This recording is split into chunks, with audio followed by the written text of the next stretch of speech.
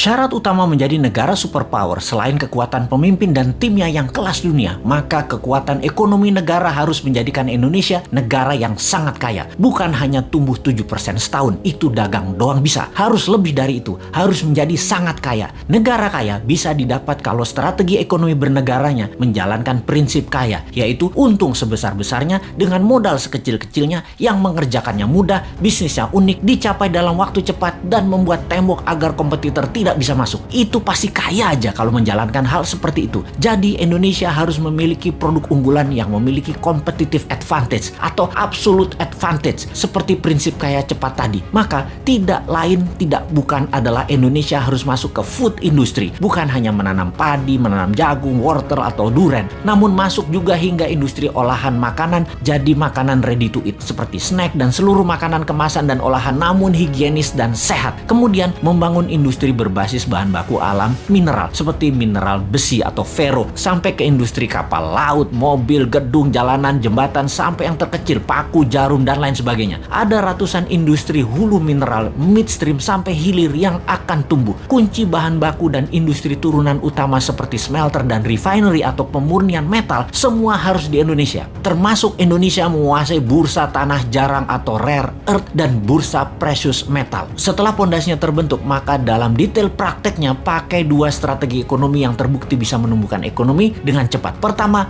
bottom up, dari bawah ke atas, di mana kita akan membuat UKM scale up dari 20 juta pengusaha kelas kecil saat ini, 50%-nya dalam waktu 10 tahun menjadi pengusaha kelas menengah, dan 50% kelas menengah tadi menjadi kelas besar dengan pinjaman 0% menggunakan printing money yang diutamakan adalah industri serta manufaktur. Yang kedua adalah trickle down, dari atas ke bawah, di mana kita akan membuat 1000 konglomerat baru. Program ini bernama Bossman Boys. Setiap provinsi akan diseleksi mereka yang nasionalis, sudah memiliki pengalaman bisnis minimum 10 tahun, sudah memiliki organisasi dan tim manajemen yang tangguh. Mereka rata-rata akan diberikan standby loan 5 triliun rupiah tanpa bunga yang harus dikembalikan dalam 7 tahun utuh. Seleksinya nasional berdasarkan prestasi, meritokrasi sistem. Yang terpenting karakternya adalah NKRI garis lurus, visioner, agresif, dan terukur. Oligarki mules nih kalau program ini dijalankan. Makanya jangan pilih Mardigu jadi presiden.